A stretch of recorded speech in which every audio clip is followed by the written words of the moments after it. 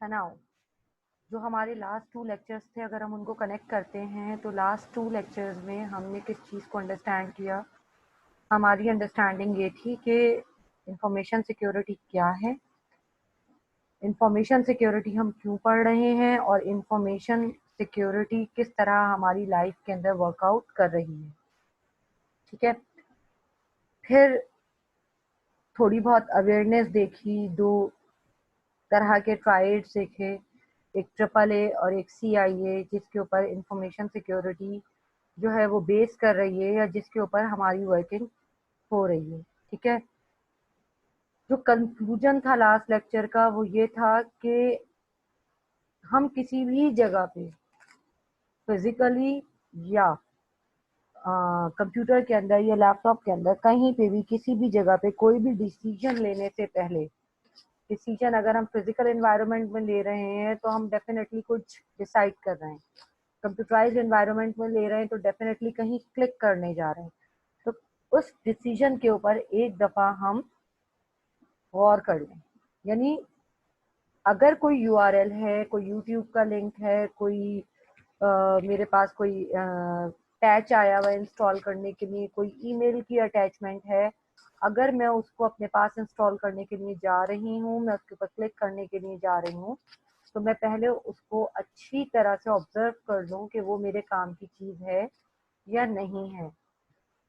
कोई भी आपके क्रेडेंशियल्स हैं, आपने उनको सिक्योर रखना है, आपने कभी भी उसको अनलॉक नहीं छोड़ना है। अगर आप अपने ऑफिस प्रेमिसेस में हैं तो ऑफिस के बाहर निकलते हुए आपने उन तमाम चीज़ों को सिक्योर करके जाना है। अपनी यूज़र आईडी को किसी और को इस्तेमाल करने नहीं देना है। आपने यूज़र आईडी और पासवर्ड्स जो है उनकी सिक्योरिटी का ध्यान रखना है। मल्टीपल लॉगिन्स जो आपके होते हैं, चाहे सोशल नेटवर्किंग मीडिया के हों, चाहे ईमेल आईडी से हों, चाहे आपके सिस्टम का लॉगिन हो, बायोस का लॉगिन हो, आपने वो तमाम लॉगिन्स पासवर्ड्स जो हैं वो डिफरेंट रखने हैं। प्लस ये कि आप अपनी तमाम चीज़ों को ओन करेंगे। जो आज का हमारा टॉपिक है वो क्या है? ओनरशिप। ओनरशिप का मतलब ये है कि जब तक हम किसी चीज़ को ओन नहीं करते, हम सोचते नहीं है कि ये हमारी है, हम उस वक्त तक उसकी केयर नहीं करते। लेट सपोज अभी आप जिन पीसीज पे बैठे हुए हैं, जो ट्रेनिंग पर्पस के लिए आपको दिए, सिक्योर की बेल होती है, आपने डायरेक्ट जी पावर ऑफ की और आप निकल गए। इन सिस्टम्स को स्टार्ट करना या इनको शट डाउन करना, उसका एक प्रॉपर स्टार्टअप और शट डाउन प्रोसीजर है। You should follow the procedure first. ठीक है ना? आप सिस्टम पे आके बैठ रहे हैं, आपको पता होना चाहिए कि अगर आपका सिस्टम किसी भी वजह से अब नॉर्मली ऑफ हुआ था तो आपके अंदर ये अवेयरनेस होनी चाहिए कि अगर वो स्कैनिंग करके स्टार्ट हो रहा है तो ये नहीं कि जी प्रेस एनी की लिखा आ रहा है, आपने क्लिक कर दिया, सिस्टम गो अहेड हो गया। इस तरह नहीं होता। आपने उसको प्रॉपर अपनी फाइल्स को रिकलेक्ट करने देना है। आप सिस्टम पे आके बैठे, आपने पहले ये देखना है कि वो प्रॉपरली उसकी तमाम सॉकेट जो हैं वो प्रॉपरली प्लग इन है या नहीं। की पंचिंग करनी है तो की पंचिंग करते हुए आपने ये ध्यान रखना है कि बहुत जोर जोर से नहीं मारना, इलेक्ट्रॉनिक इक्विपमेंट है ये, आपने प्रॉपरली लूज हैंड के साथ उसको यूज करना है। चीज़ों को यूज करते हो, अगर एकदम से फ्लक्चुएशन स्टार्ट हो गई है, कोई बैकअप पावर नहीं है जो उसको स्टेबलाइज कर रही हो, तो आप उस सिस्टम को प्रॉपरली शट डाउन करेंगे फौरन। आपके अंदर ये अवेयरनेस होनी चाहिए कि आपने उसको शट डाउन करना है। ये वो तमाम चीज़ें हैं जो आपके अंदर सेंस क्रिएट कर रही होती हैं। आप मुझे बताइए कि गाड़ी आपके पास हो लेकिन अगर आपको चलानी नहीं आती है तो क्या आप गाड़ी लेके निकल जाते हैं? कभी भी नहीं निकलते। आप पहले ड्राइविंग से अवेयर होते हैं। इलेक्ट्रिक सॉकेट के साथ कोई काम कर रहे हो तो क्या कभी गीले हाथ से आप काम कर रहे होते हैं? क्योंकि आपको एक सेंस डेवलप्ड है कि जब भी कभी आप इलेक्ट्रिकल इक्विपमेंट के साथ डील करेंगे तो आपने इस बात का ध्यान रखना है कि पानी या मॉइस्चर टाइप की चीज आपके करीब नहीं हो, अर्थिंग हो जाएगी। ठीक है ना? तो ये आपके अंदर अवेयरनेस होती है। सेफ्टी हैजर्ड्स आपको पता है कि किन चीजों से आपको अपने आप को सेफ रखना है। तो फिर कंप्यूटर को यूज करते हुए आपको कैसे नहीं पता? हम लेट के इस्तेमाल कर रहे हैं लैपटॉप या मोबाइल, हम बैठ के इस्तेमाल कर रहे हैं, हम मतलब एक एंगल होता है हर चीज को यूज करने का, हम उसका ध्यान नहीं रख रहे हैं।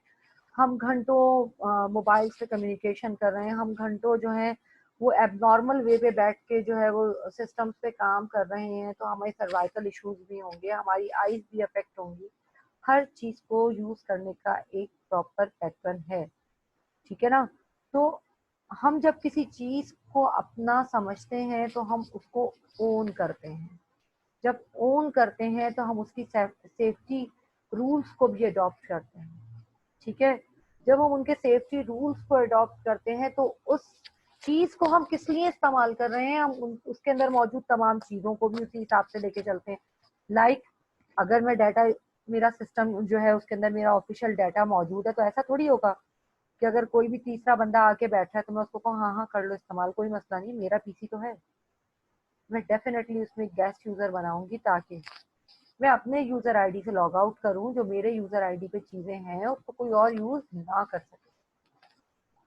मैं हमेशा उसको दूसरे बंदे को इस्तेमाल करने के लिए गेस्ट यूजर दूंगी, और उसका भी पासवर्ड जो है वो कोई परमानेंट पासवर्ड नहीं होगा। जितना टाइम उसने यूज करना है करेगा, उसके बाद मैं उस पासवर्ड को या तो चेंज कर दूंगी या फिर कोई ना कोई अपनी पॉलिसी इस तरह की बिल्डअप करूंगी कि मेरी एब्सेंस में वो पीसी के ऊपर बैठ के कोई टैक्टिक्स अप्लाई ना कर सके, ठीक है। तो ओनरशिप का मतलब ही ये है कि हम अपने इक्विपमेंट को ओन करें, हम उसके मुतालिक वेल ट्रेंड हो। हम ये ना कहें कौन सा हमारा सिस्टम है, घर का सिस्टम हो। वो मशीन्स जिनको हम ओन करते हैं वो सालों वर्कआउट करती हैं, और वो मशीन्स जिनको हम ओन नहीं करते हैं वो बहुत जल्दी साथ छोड़ देती हैं। एक नॉर्मल प्रैक्टिस में भी आप ऑब्जर्व करेंगे कि अगर आप दो बंदे जो हैं वो एक साथ एक मशीन को परचेज कर रहे हैं, एक बंदा प्रॉपर केयर करने वाला है और दूसरा बंदा जो है वो उसको केयर से नहीं रख रहा है, तो होगा क्या कि वो बंदा जो केयर से रख रहा है उसकी मशीन शायद 10 साल तक वर्कआउट करे, और जो बंदा उसको केयर से नहीं रख रहा है उसकी मशीन कुछ ही दिनों में साथ छोड़ जाएगी, ठीक है। तो यही काम ये होता है कि मैं अगर एक मशीन की ओनर हूँ, मुझे एक सिस्टम दे दिया है नेवी ने, तो फिर मेरी रिस्पॉन्सिबिलिटी क्या है? मेरी रिस्पॉन्सिबिलिटी ये है कि मैं आऊँ, उसको प्रॉपर स्टार्टअप करूँ। प्रॉपर स्टार्टअप करने के बाद मैं अपने सिस्टम के अंदर एंटीवायरस अगर है तो उसको अपडेट करूँ। जो यूएसबी मैं लगा रही हूँ उस यूएसबी को मैं प्रॉपर स्कैन करूँ, ठीक है। अगर मैं किसी को डाटा दे रही हूँ तो फिर यूएसबी को प्रॉपर स्टॉप करके यूएसबी एग्जिट करूँ, ठीक है। मुझे सिस्टम की हैंडलिंग से अवेयरनेस होनी चाहिए। बहरहाल आज का टॉपिक ओनरशिप है, और ओनरशिप में मोस्ट इम्पॉर्टेंट चीज है डाटा ओनर, ठीक है। डाटा ओनर्स क्या होते हैं? Data owners responsible for the security and use of a particular set of information. अगर कोई इंफॉर्मेशन है जिसको मैं ओन कर रही हूँ, मैं उसकी ओनर हूँ, तो ये मेरी रिस्पॉन्सिबिलिटी है कि मैं उसकी सिक्योरिटी को मेंटेन करूँ। ये मेरी रिस्पॉन्सिबिलिटी है कि मैं उस पर्टिकुलर सेट का जो इस्तेमाल है वो ऑथोराइज्ड पर्सनल्स के अलावा किसी और को ना करने दूं, ठीक है। ये है डाटा को ओन करना। डाटा कस्टोडियन क्या है?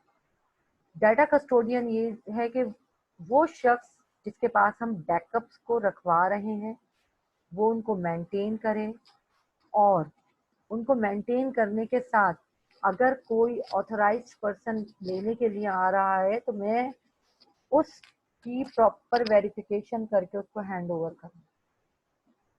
अब लाइक दैट मैंने एक सीडी राइट की डाटा की, वो राइट की जी जनवरी 2020 में जो मैंने डाटा अपना बैकअप किया ये उसकी सीडी है।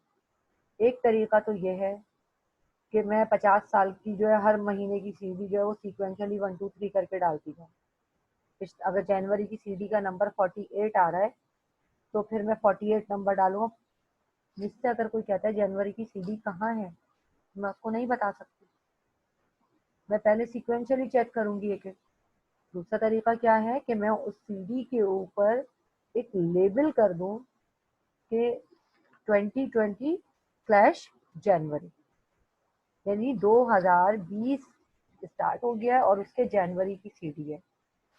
अगर जनवरी के अंदर ही मैं 3 दफा बैकअप कर रही हूँ तो जनवरी CD1, जनवरी CD2, जनवरी CD3, ताकि मुझे अवेयरनेस हो, ये ऑर्गेनाइज पैटर्न है। आप अमूमन इत्तेफाक होगा कि अगर आप देखेंगे जो आपको लेटर्स आ रहे होते हैं, वो लेटर्स के अंदर एक सीक्वेंस नंबर होता है।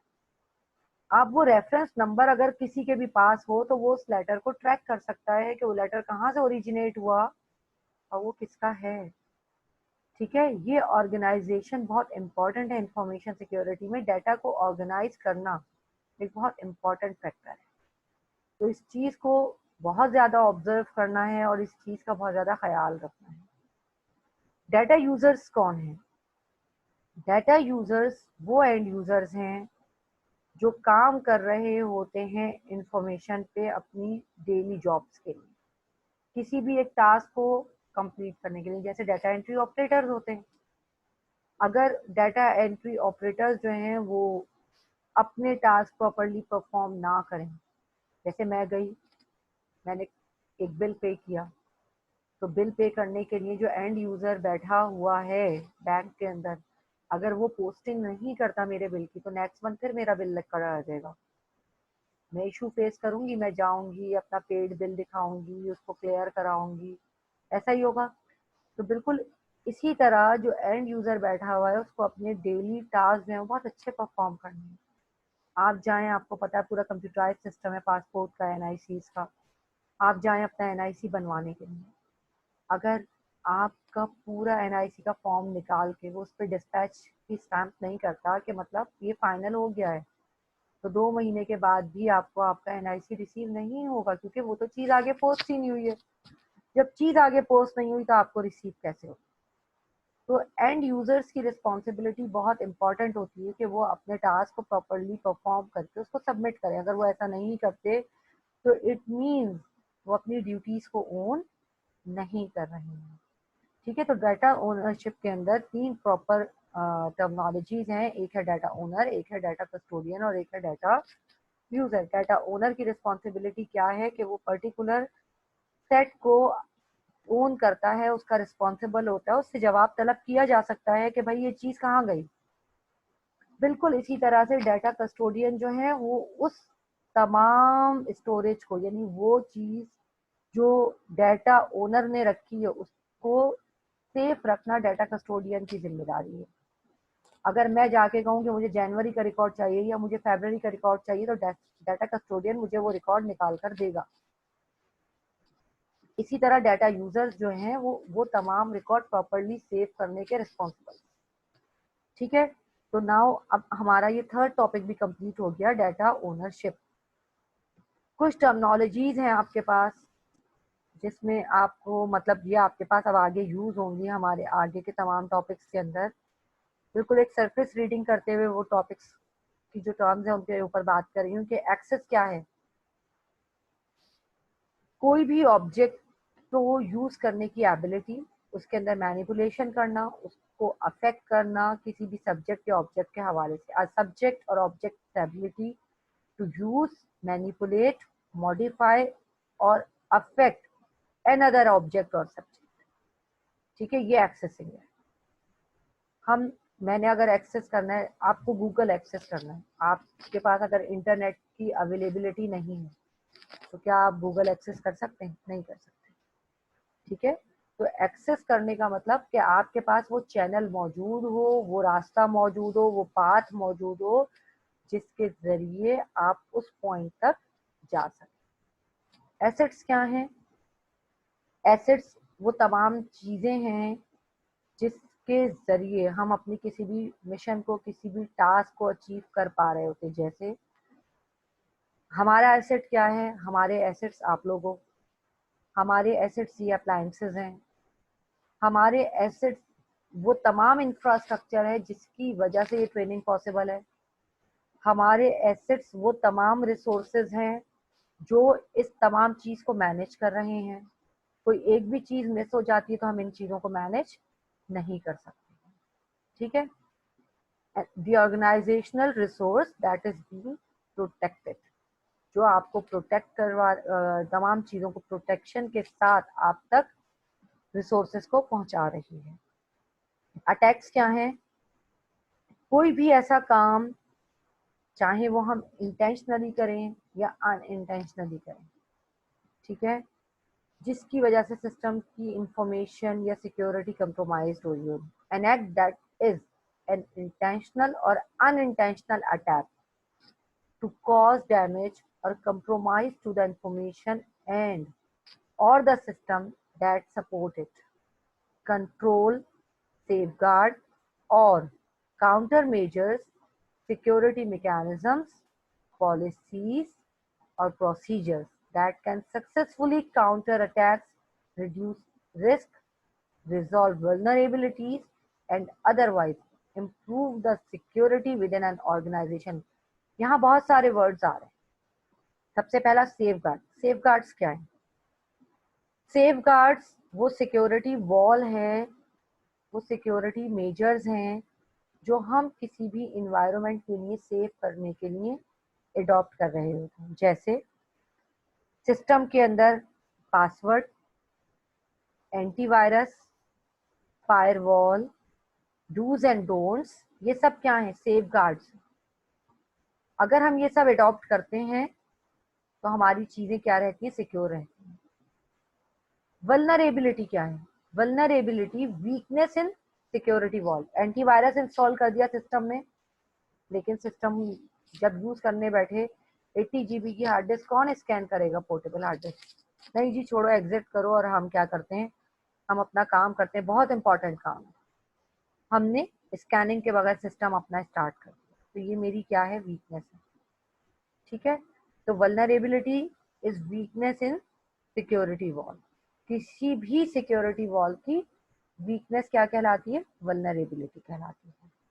ठीक है, तो अटैक क्या है? कि हम कोई भी तरीका ऐसा अडॉप्ट कर रहे हो जिसकी वजह से कोई भी डैमेजिंग हो रही हो, हमारी इंफॉर्मेशन हमारे पास से जा रही हो, ठीक है, बावजूद इसके कि हमने पूरे सिक्योरिटी मैकेनिज्म्स रखे हुए हैं, हमारी प्रॉपर पॉलिसीज हैं, लेकिन हमारी सिक्योरिटी क्या हो रही है?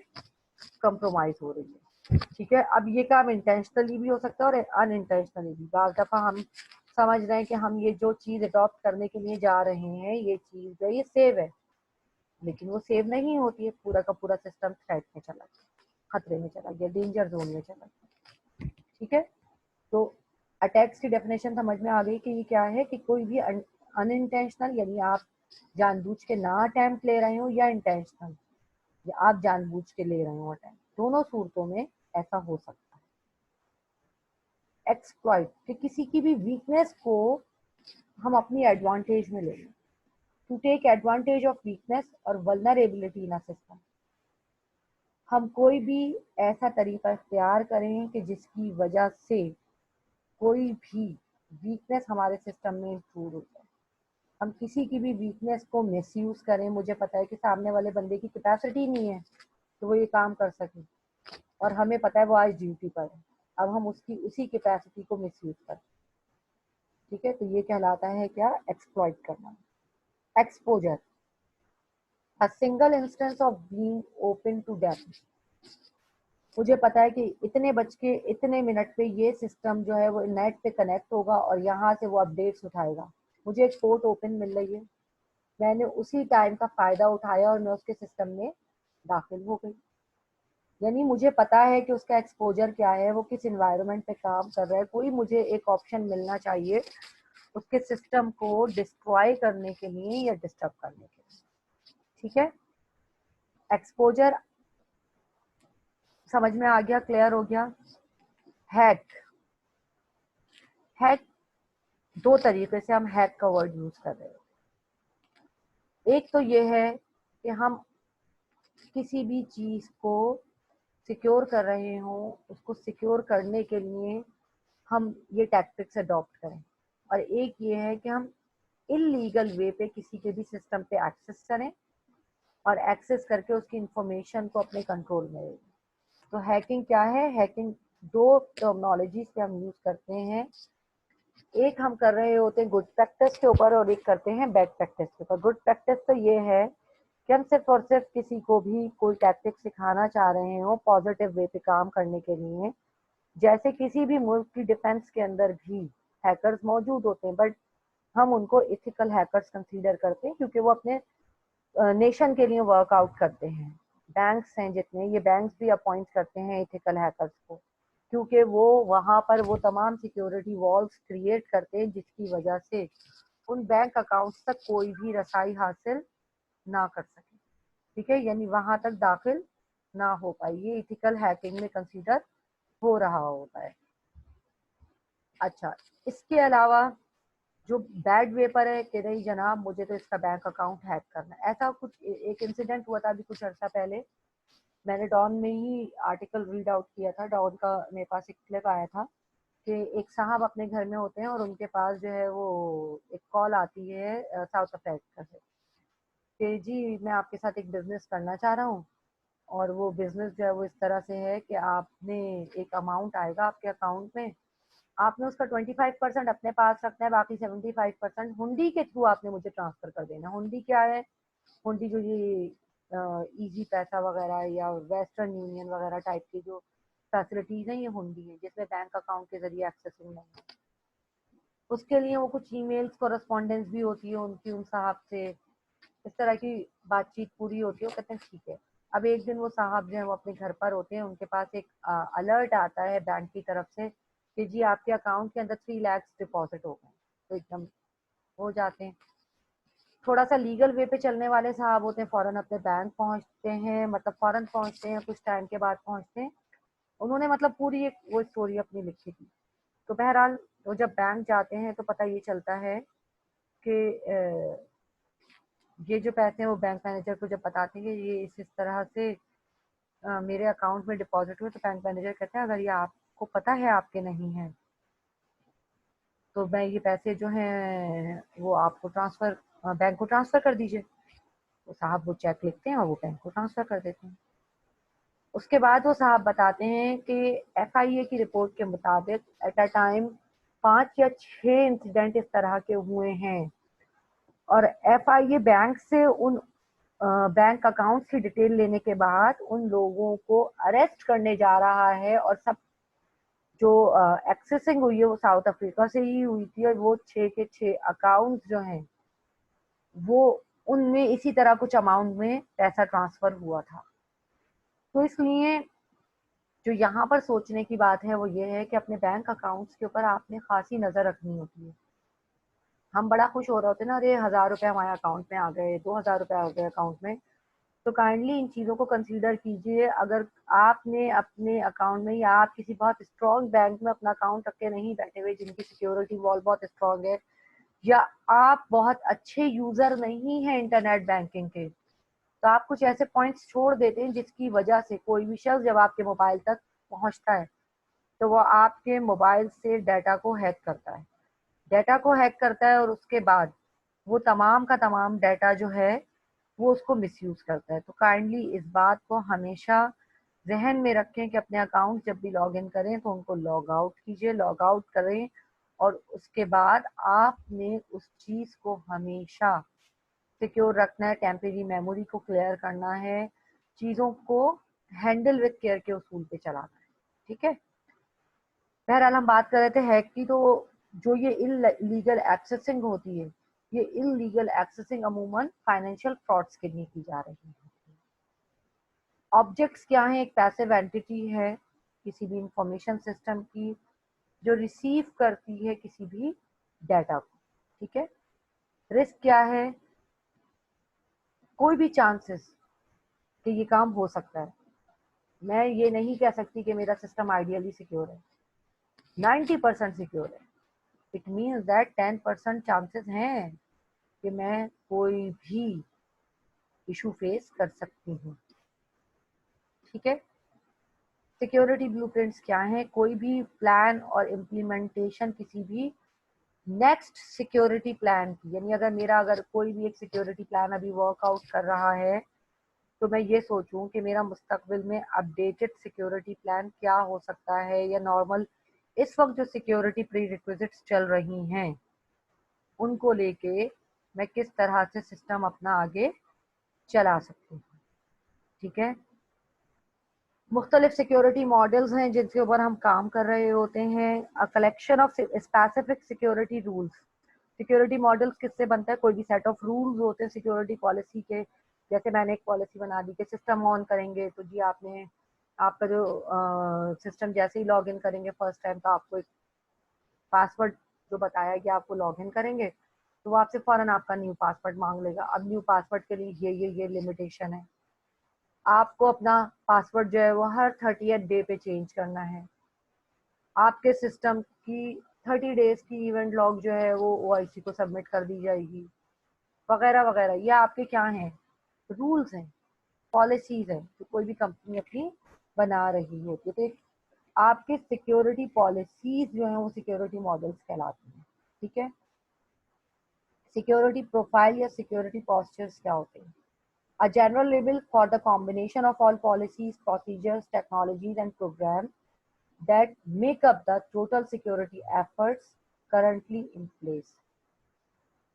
आपको अपने ऑफिस के अंदर ऑफिशियल सिक्योरिटी जो होती है उसकी भी पॉलिसीज में आए दिन कोई ना कोई चेंजेस मिलती है कि नहीं जनाब, अब आपको एग्जिट के लिए ये काम करना है, एंटर होना है तो ये काम करना है, आपको यहाँ जाके रिपोर्ट करना है, आप जब नए यूनिट में जाएंगे तो आपने इस तरह काम करना है, आपने वहां पर जाके ट्रेनिंग है तो ट्रेनिंग के लिए आपकी लिमिटेशन ये है, आपको एक्सरसाइज करनी है तो एक्सरसाइज के लिए आपकी लिमिटेशन ये, आपने अगर नॉर्मल वर्किंग करनी है तो उसके लिए आपकी लिमिटेशन ये। बिल्कुल यही सिनेरियो यहाँ पर होता है कि अगर आप एक एंड यूजर के तौर पे काम कर रहे हैं तो आपको ये रिस्पॉन्सिबिलिटीज है। अगर आप डाटा एडमिनिस्ट्रेटर के तौर पे काम कर रहे हैं तो आपको डाटा को इस तरह मैनेज करना है। अगर आप नेटवर्क एडमिनिस्ट्रेटर हैं तो आपकी ये रिस्पॉन्सिबिलिटीज है। ठीक है।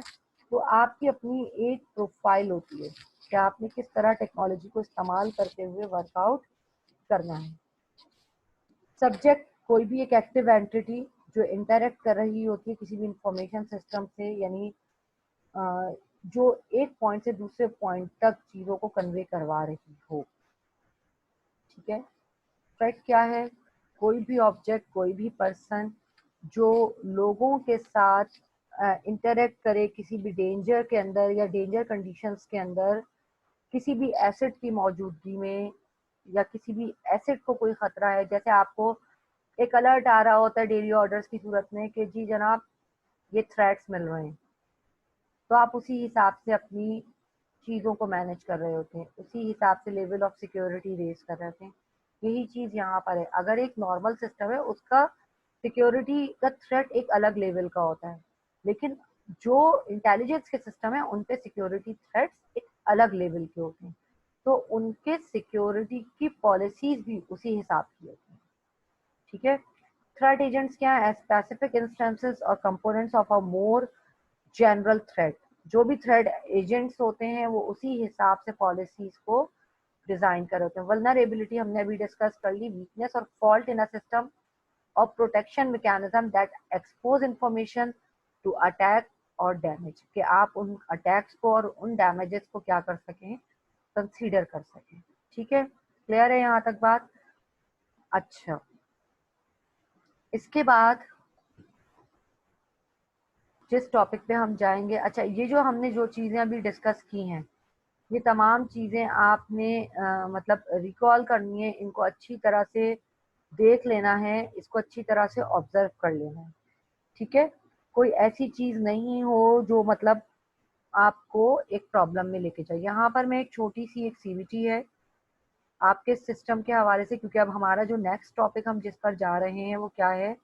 वो है आपके डूज एंड डोंट्स। ठीक है। उन डूज एंड डोंट्स के हवाले से ही बात करने में जा रही हूँ कि डूज एंड डोंट्स के साथ साथ आपने किन चीज़ों को जहन में रखना है या किन चीज़ों के साथ आपने वर्कआउट करना है या किस तरह से आपने काम करना है। ठीक है। तो ये तमाम चीज़ें आप डिफाइन करेंगे तभी आप थ्रेट से या इन चीज़ों से बच सकेंगे। ये टर्मिनोलॉजीज जो आपको अभी बताई गई हैं, ये क्यों बताई गई हैं? ये इसीलिए बताई गई हैं ताकि आप इन चीज़ों को ऑब्जर्व कर सकें। ठीक है। क्लियर है यहाँ तक बात?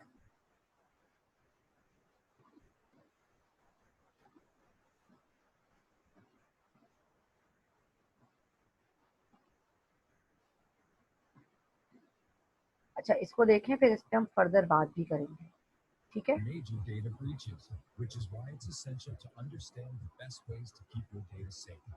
Let's explore some basic do's and don'ts of IT security that can mean the difference between peace of mind and a data breach. Do create strong passwords. Change them every 60 to 90 days and don't share them. The best passwords combine upper and lowercase letters, numbers, and special characters. Your birthday and anniversary won't cut it. क्या है सबसे important चीज़ यहाँ पे सबसे important चीज़ है कि आप Birthday and anniversary. जो भी पासवर्ड्स अपने डाल रहे हैं, जो सबसे पहला काम आपने करना है, आपने स्ट्रॉन्ग पासवर्ड रखना है अपने सिस्टम्स का, ठीक है। ये एसओपीज जो पासवर्ड चेंज करने की हर जगह की वेरी करती है वहाँ की सेंसिटिविटी के हिसाब से। आपके जो भी पासवर्ड्स होंगे वो आपको 30 डेज पे होगा, कहीं पे 60 डेज पे होगा, कहीं पे 90 डेज पे होगा। आपने उनको क्या करते रहना है, चेंज करते रहना है, ठीक है। पासवर्ड्स को शेयर नहीं करना है किसी के साथ। हम पासवर्ड का जब इंडिविजुअल टॉपिक पढ़ेंगे तो हम इन तमाम चीज़ों को डिटेल में देखेंगे, ठीक है। कोई भी टेक्स्ट एंड फिगर्स जो हैं, जैसे birthday, anniversary, date of birth, आपका ऑफिशियल नंबर्स, आपकी डेजिग्नेशंस, मोबाइल नंबर्स, ये सब आपने पासवर्ड्स में नहीं डालने हैं। पासवर्ड किसी के भी सामने आपका विजिबल नहीं होना चाहिए। Do lock your computer or mobile device when you're away from them. Do contact your IT team if you suspect your data has been compromised. The sooner your team can act, the better the chance they can protect your data.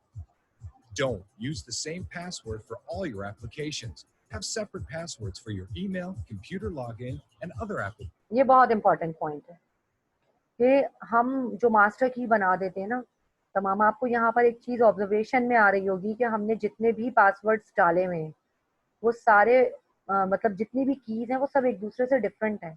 इसका मतलब क्या है? इसका मतलब ये है कि अगर मेरे 60, 70, 80 लॉगिन्स भी हैं, यानी 60, 70, 80 लॉगिन्स भी मैं रख के बैठी हुई हूँ, तो मैं उन सब के डिफरेंट पासवर्ड्स रखूँगी, सेम पासवर्ड्स पे लॉगिन नहीं करूँगी, मास्टर कीज नहीं बनाऊंगी, ठीक है। Applications you regularly use. Don't open an email if you don't recognize the sender or it seems suspicious. When unsure, contact your IT department for guidance on what's safe and what's not. Don't download unauthorized programs on your work computer. If you don't need it for work, it doesn't belong there and could contain malware. Don't leave confidential information out in the open. Lock it away when not in use. Visit www. ये एक जैसे कहना चाहिए एक overview था कि हमें क्या चीज़ें जो हैं वो अपने उसके अंदर रखनी चाहिए कि जिसके ज़रिए हम अपनी तमाम चीज़ों को विजिबल रख सकें या उनको प्रोटेक्ट कर सकें, ठीक है ना। हमारा अब जो टॉपिक स्टार्ट होने जा रहा है वो है ही ये कि हम किस तरह से अपने आप को प्रोटेक्ट कर सकते हैं, हम किस तरह से चीज़ों को प्रोटेक्ट कर सकते हैं, हम अपनी आईटी इक्विपमेंट को प्रोटेक्ट कर सकते हैं। इसलिए ये एक छोटी सी सीबीटी दिखाई है। How do we protect against, against what? Against internet. यहाँ पर एक वर्ड आ रहा है मैलवेयर का, ठीक है। मैलवेयर क्या है? मैलवेयर्स आर मैलिशियस सॉफ्टवेयर। हमारे इर्द गिर्द बेशुमार सिक्योरिटी रिस्क हैं, ठीक है। ओवर द इंटरनेट देखें, आप कोई चीज़ डाउनलोड कर रहे हैं, रिस्क ही रिस्क है।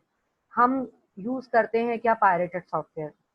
100 या 50 रुपए की कोई भी एक सीडी हमने परचेज की, उस सीडी के अंदर 50 सॉफ्टवेयर मौजूद हैं, तो किसी के पास भी श्योरिटी नहीं है कि जब आप वो सीडी से सॉफ्टवेयर को इंस्टॉल कर रहे होंगे तो आपके पास किसी किस्म का कोई थ्रेट नहीं उसके अंदर सिस्टम में पेनिट्रेट होगा। ऐसा हो ही नहीं सकता, ठीक है।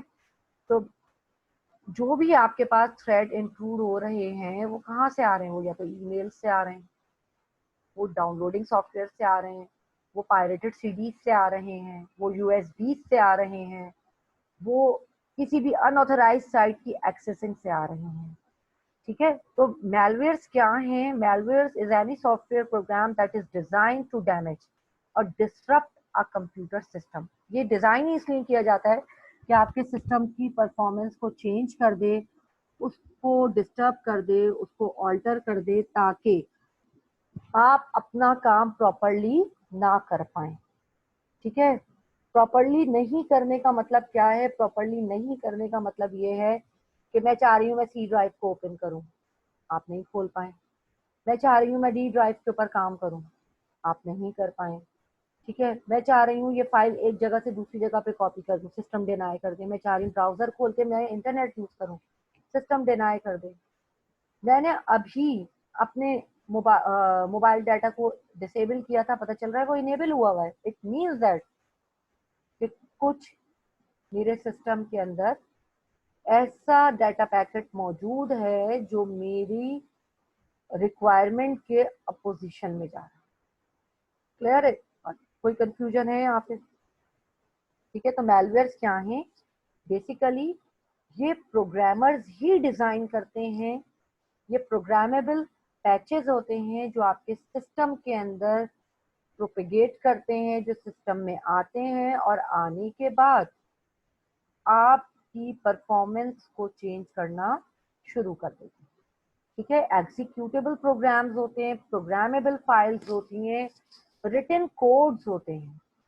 ठीक है, क्लियर है बात यहाँ तक? जो भी मैलवेयर्स डिजाइन किए जाते हैं, ये मैलवेयर्स को लिखने के लिए जो प्रोग्रामिंग लाइंस या प्रोग्रामिंग इंस्ट्रक्शंस दी जाती हैं, ये कहलाती हैं malicious codes. Malwares can attach to email and carry out programming that causes computer problems. Today we are going to go over a type of malware called malicious code. Malicious code is computer program code that is written with the intent to harm, destroy or annoy. ये लिखे ही इसलिए जाते हैं कि हमारे system के अंदर disorder पैदा हो। जो स्टैंडर्ड ऑपरेटिंग प्रोसीजर है ना हमारा, जो एक्टिव वे है, हम उस एक्टिव वे को चेंज कर दें। मैलिशियस कोड बहुत सारी तरह के सिस्टम में आते हैं। कुछ ऐसे होते हैं जो सिस्टम में आए इन क्रूड वे और आते सिस्टम की परफॉर्मेंस को चेंज कर दिया। लाइक कि आपको दिखाई देता है सिस्टम में कोई, आपने सिस्टम में फाइल एग्जीक्यूट की, एग्जीक्यूट करते ही आपकी मदरबोर्ड जो है वो करप्ट हो गया, आपकी विंडोज करप्ट हो गई, ठीक है, रोम प्रॉब्लम कर गई। ये एक्टिव सॉर्ट ऑफ वायरसेस होते हैं, एक्टिव अटैक्स कहलाते हैं, ये एक्टिव कोड्स होते हैं। पैसिव कोड्स क्या होते हैं? ये सिस्टम में आएंगे, आके सुकून इत्मीनान से रेस्ट करेंगे। जैसे ही इनका एक्टिव टाइम होगा, यानी टाइम टू लिव होगा इनका, आपके सिस्टम की क्लॉक जब उसके साथ मिलती है, जो उस वक्त एक्टिवेट होंगे। एक्टिवेट होके इन्होंने जो इंटीग्रेशन आपके सिस्टम में करनी है वो करेंगे और उसके बाद डीएक्टिवेट हो जाएगा। पैसिव वायरसेस सिस्टम में आते हैं जब, तो आपको पता नहीं चलता। एक्टिव वायरसेस जब सिस्टम में आते हैं तो आपको फौरन ही अलर्ट जनरेट हो जाती है, आपको पता चल जाता है कि समथिंग इज डिफरेंट। ठीक है, अच्छा, अक्सर लोगों के साथ ये भी होता है कि जी उनको एक कॉल आई, आप अपने मोबाइल से ये कोड प्रेस कर दीजिए तो आप हमारे इस लकी ड्रॉ के पार्टिसिपेंट बन जाएंगे। काइंडली इस चीज को अवॉइड कीजिए। अभी भी आजकल जो सिनेरियो चल रहा है उस सिनेरियो के अंदर बहुत से लोगों के पास जो है वो बैंक से कॉल आ रही है, जी हम bank state bank of Pakistan की तरफ से कॉल कर रहे हैं और आप अपनी अकाउंट इन्फॉर्मेशन जो है वो हमारे साथ कंफर्म कीजिए।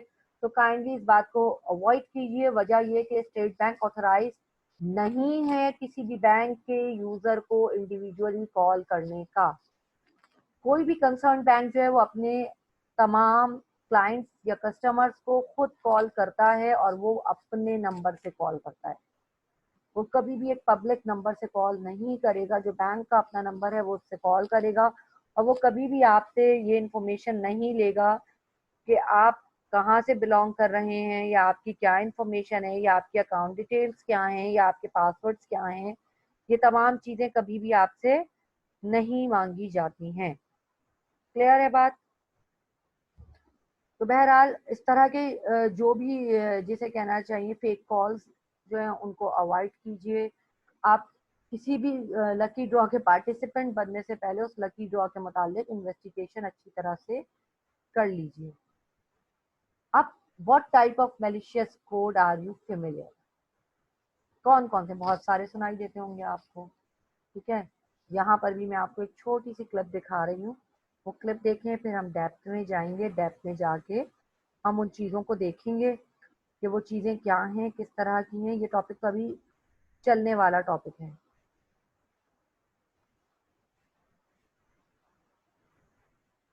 The Internet. www.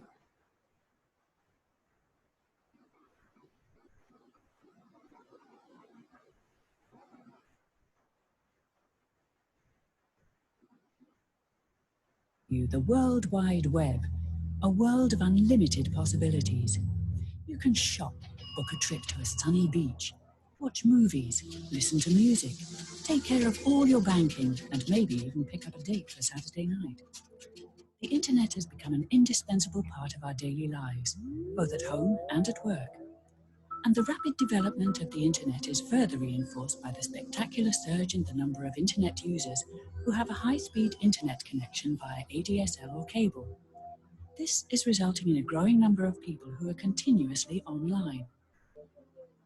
The internet has indeed opened up a world of unlimited possibilities, but it has also brought a growing number of threats. Not only the proper use of the internet is growing, the misuse and abuse of the medium is also growing at an alarming rate.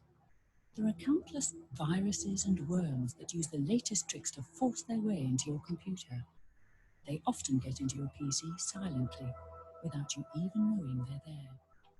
But once they're actually in your PC, they can wreak horrific destruction. Your computer is like your home. Unwanted guests can break into your home or your computer at any time and in any way, often without you even seeing or noticing them.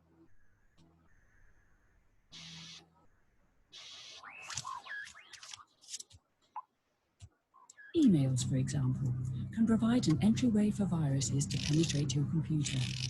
You simply receive an email with an attachment that perks your interest. Your curiosity gets the better of you, and you open the attachment.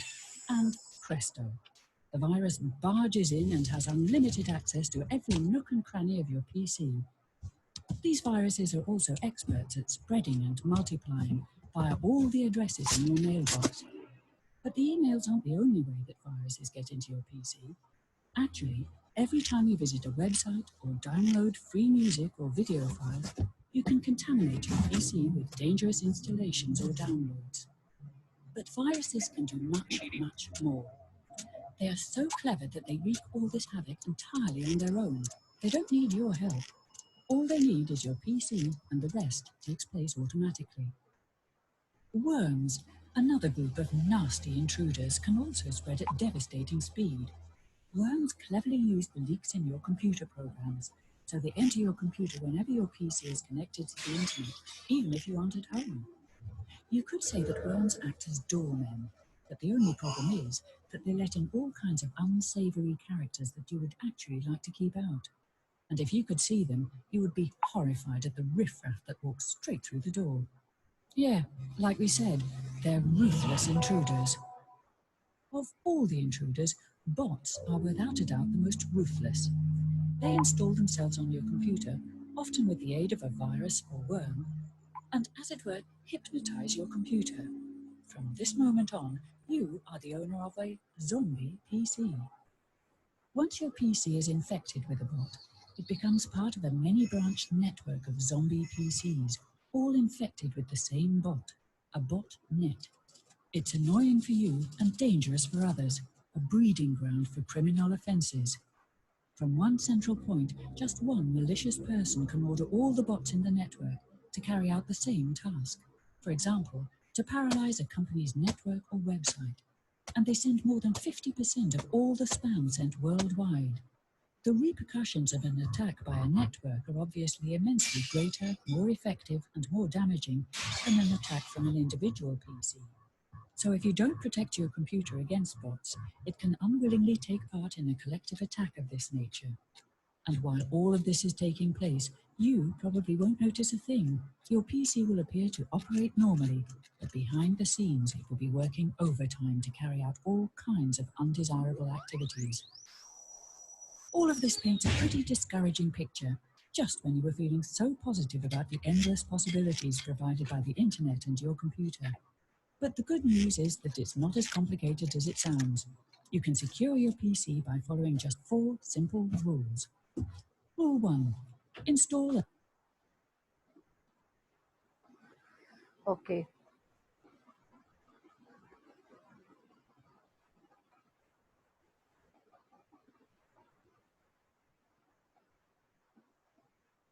Okay, क्या कहते हैं, ये अब जो चीज़ें अभी देखी हैं इसमें क्या समझ में आया? अभी मुख्तलिफ किस्म के जो वायरसेस की टाइप्स हैं उनका जो सोर्स बताया है वो सबसे पहला क्या है? तो सबसे पहला सोर्स ये है कि ये कहाँ से आ रहे हैं, ये इंटरनेट के थ्रू हमारे सिस्टम में मिटिगेट हो रहे हैं। ठीक है, अब इन वायरसेस की टाइप्स को देख लेते हैं। सबसे पहला क्या है? वायरस। वायरसेस क्या हैं? A computer viruses is a computer program that can copy itself and infect a computer without permission or knowledge of the user. ये हमें बताकर नहीं आ रहे हैं, हमसे पूछ कर नहीं आ रहे हैं, हमारी परमिशन से नहीं आ रहे हैं। ये सिस्टम में आते हैं और आने के बाद सिस्टम को इन्फेक्ट करना शुरू कर देते हैं। ठीक है, कोई ऐसी चीज नहीं होती कि जिसकी बदौलत जो है ये आपके सिस्टम के अंदर आए और आपको इन्फॉर्म कर दें, ऐसा कुछ नहीं है। नंबर ऑफ वायरसेस एग्जिस्ट कर रहे हैं, आपको स्कैनिंग करना क्या है? नेसेसरी है। स्कैनिंग के बगैर आपका काम हो ही नहीं सकता। आपको अपने सिस्टम में एंटीवायरस इंस्टॉल करना लाजिम है, एंटीवायरस के बगैर हो ही नहीं सकता। ये एग्जीक्यूटेबल पैच जो है कहाँ से आ रहा है आपके पास? इंटरनेट से आ रहा है। पूरी क्लिप के अंदर यही बात कंक्लूड हो रही है कि जितने भी तरह के, चाहे वो ईमेल से आ रहा हो, चाहे वो डाउनलोडिंग ऑफ सॉफ्टवेयर से आ रहा हो, हर चीज ओरिजिनली जो स्प्रेड हो रही है वो कहाँ से हो रही है?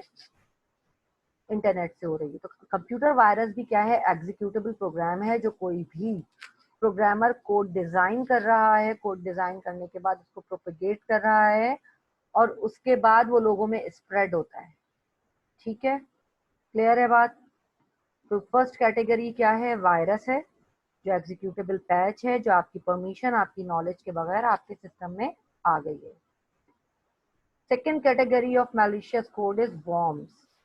वॉर्म्स क्या है?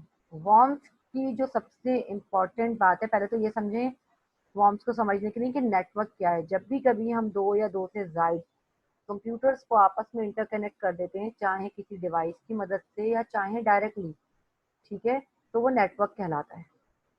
अब उस नेटवर्क में कोई एक पीसी मैंने इंटरनेट से कनेक्ट कर दिया, जो हमारे पास डाटा सेंटर वाले बार बार ये बात कह रहे हैं, बार बार इस बात के मेमोज निकाल रहे हैं कि काइंडली आप इस बात का ध्यान रखिए कि आप ओएस के नेटवर्क के ऊपर कोई भी यूएसबी कनेक्ट ना करें, कोई भी इंटरनेट डिवाइस कनेक्ट ना करें, कोई मोबाइल फोन कनेक्ट ना करें। वो क्यों कह रहे हैं? इसलिए कि वो एक नेटवर्क है और नेटवर्क पे मौजूद किसी एक सिस्टम के ऊपर अगर कोई भी थ्रेड जनरेट हो गया तो फिर पूरा कंप्लीट नेटवर्क आपका किस में चला गया? सस्पिशियस जोन में चला गया।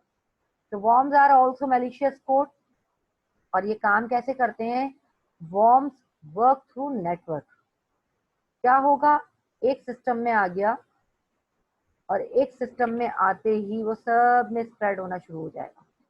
ठीक है, उसके बाद वो पूरा नेटवर्क आपके लिए डाउटफुल हो जाएगा।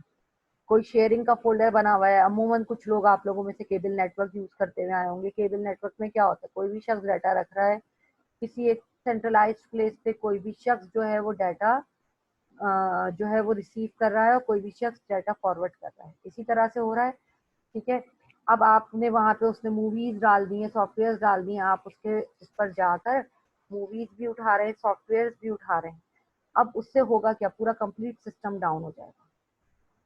आपका एक सिस्टम अगर वॉर्म से अफेक्ट हो गया तो वॉर्म्स क्या करता है? अपने आप को रेप्लिकेट करना शुरू कर देता है, अपनी कॉपीज बनाना शुरू कर देता है। आप कॉपीज बनाना शुरू करें एक से, जो है वो जब तक आपकी हार्ड डिस्क के ऊपर एक सिंगल सेल भी मौजूद है उस वक्त तक उसकी कॉपीज बनती रहेंगी।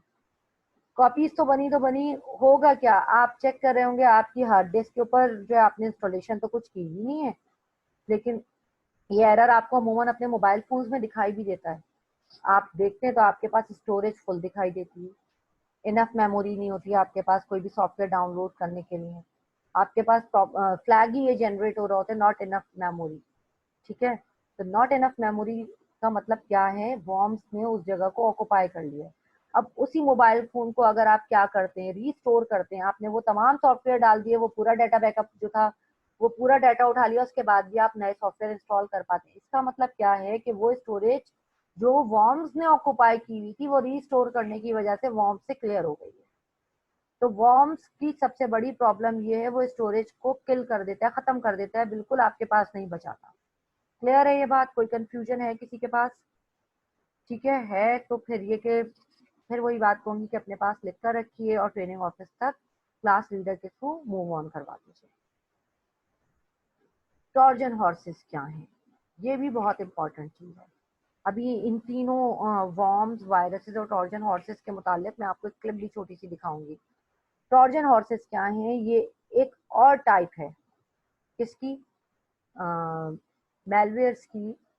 जो कर क्या रहा होता है, जो फ्रंट पे आपको अट्रैक्ट करेगा जी, एक गेम है। आप सोचिए, एक इतने सारे हर्डल्स वाला गेम एक प्रोग्रामर डिजाइन कर रहा है। आप 6 लाइनें कोड की तो लिख लीजिए खुद से और उसको वो करें।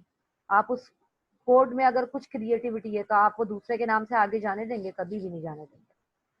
बंदा 6-6 लाख लाइनें लिख रहा है कोड्स की और उसको फ्री में प्रोपेगेट कर देता है। एक्जी फाइल बनाई, बाज दफा वो टेस्टिंग पर्पस के लिए भी होता है कि उसका गेम प्रॉपरली चेक हो जाए, लेकिन बाज दफा वो टेस्टिंग पर्पस के लिए नहीं होता है। होता क्या है कि प्रोग्रामर जो है वो लाइंस जो होती है कोड की, उनके साथ बीच में एम्बेड कर देता है किसको?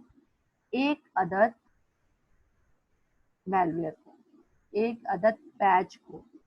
ठीक है, तो आपको फ्रंट पे दिखाई देता है कि हम गेम प्ले कर रहे हैं, लेकिन बैक एंड पे वो आपके सिस्टम में वायरस को फैला रहा होता है। एक आपके सिस्टम में, आप कहेंगे हमारे सिस्टम में फैलाने से क्या फायदा? तो आपके सिस्टम में आने से 10 और लोगों में भी जाएगा। हो सकता है उन 10 लोगों के जरिए उसको कोई सपोर्ट हो जाए। तो वायरस की पेनिट्रेशन जो है सिस्टम के अंदर ट्रोजन हॉर्सेस के जरिए जो होती है, वो फ्रंट पे कुछ और बैक एंड पे कुछ होती है। These are the program that claims to do one thing but actually do another when downloaded. For example, you download a game but the program wipes out your hard drives. आपकी hard drives को क्या कर देते हैं? Clear कर देते हैं। कोई कंफ्यूजन है किसी को तो बताइए।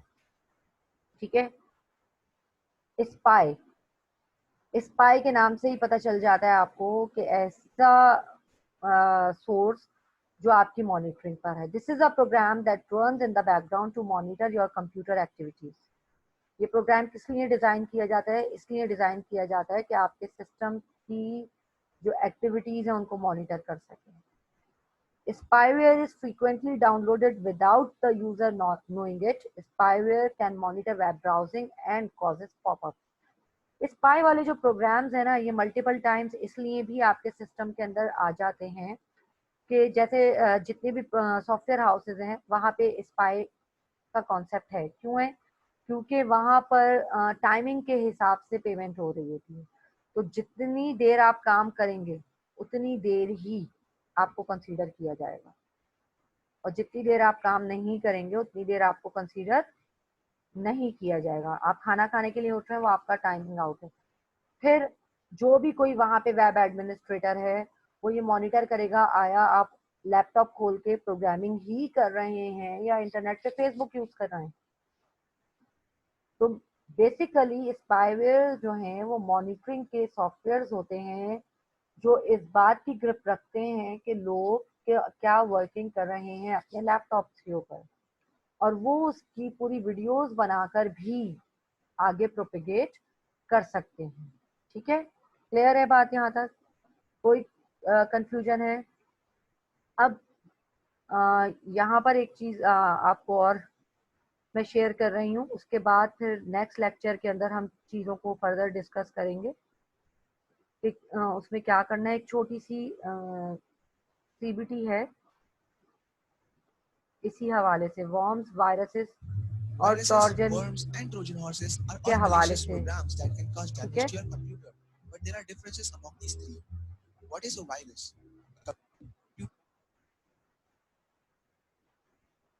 तो एक जस्ट अ सेकेंड, मैं बस इसको शेयर कर रही हूँ आप लोगों के साथ।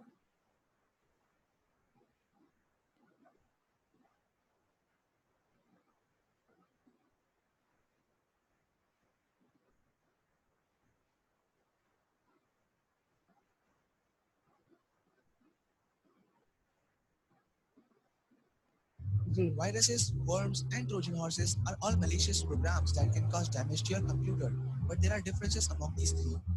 What is a virus? A computer virus attaches itself to a program or file, enabling it to spread from one computer to another, leaving infections as it travels. Like a human virus, a computer virus can range in severity. Some may only cause mildly annoying defects, while others can damage your hardware, software, or files. Almost all viruses are attached to an executable file, which means the virus may exist on your computer, but it actually cannot infect your computer unless you run or open the malicious program. It is important to note that a virus cannot spread without a human action, such as running the infected program. So, what is a worm? A worm is similar to a computer virus by design and is considered to be a subclass of virus. Worms spread from computer to computer, but unlike virus, it has the capability to travel without any human action. The biggest danger with a worm is its capability to replicate itself on your system. So rather than your computer sending out a single worm, it could send out hundreds or thousands of copies of itself, creating a huge, devastating effect. One example would be for a worm to send out a copy of itself to everyone listed in your email address book. Then, worm replicates and sends itself out to everyone listed in each of the receiver's address book, and the manufacturer continues on down the line. Due to the copying nature of a worm and its capability to travel across networks, the end result in most cases is that the worm consumes too much system memory or network bandwidth, causing the web servers, network servers, and the individual computers to stop responding. So, what is a Trojan horse? The Trojan horse at first glance will appear to be a useful software, but will actually do damage once installed or run on your computer. Those on the receiving end of the Trojan horse are usually tricked into opening them because they appear to be receiving legitimate software or files from a legitimate source. Some Trojans are designed to be annoying, like changing your desktop, adding silly active desktop icons, or they can cause serious damage by deleting files or destroying information on your system. Trojans are also known to create a backdoor on your computer that gives malicious users access to your system, possibly allowing confidential or personal information to be compromised. Unlike viruses and worms, Trojans do not reproduce by infecting other files, nor do they self replicate. So that's all about viruses, worms, and Trojans. If you like this video, please give it a thumbs up. For more such videos, okay fine. तो ये हमारा आज का lecture complete हो गया, ठीक है। अब हमने इन चीज़ों को किस तरह फर्दर आगे लेके चलना है, हम इसको देखेंगे नेक्स्ट लेक्चर के अंदर। इनसे कैसे बचना है, इनसे कैसे सेफ जोन में रहना है, ये तमाम चीज़ें हम नेक्स्ट लेक्चर में देखेंगे। काइंडली ये तमाम चीज़ों को अच्छी तरह से रिकॉल कर लीजिए, ठीक है। इनको अच्छी तरह से रीड आउट कीजिए कि इसको किस तरह से आपने पढ़ा है, क्या चीज़ें, ओनरशिप देखी है आज हमने और मैलवेयर देखा है। ओके।